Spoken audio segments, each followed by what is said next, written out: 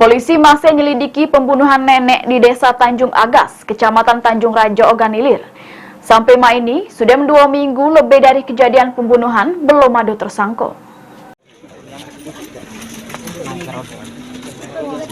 Nyai umur 70 tahun, korban diketahui bernama Masia yang ditemukan tidak bernyawa di pucuk tempat tidur kamar rumahnya pada Selasa 19 September lewat. Mak ini masih juru proses penyelidikan polisi. Kapolsek Tanjung Raja, AKP Herman mengungkapkan, mak ini polisi masih memproses penyelidikan dan masih berlangsung dengan dibantu Satreskrim Polres Oganilir.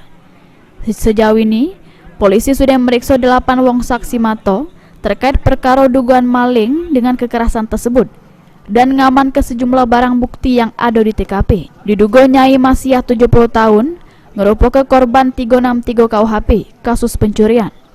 Namun karena kepergok, sehingga menjadi pencurian disertai kekerasan 365 KUHP.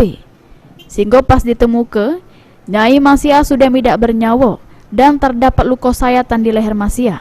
Tim Inafis Polres Oganilir sudah melakukan identifikasi dan bawa jasad Masia ke Rumah Sakit Bayangkara Palembang. Namun belum ada titik terang pelaku yang masuk dan menghabisi nyawa Nyai 70 tahun ini.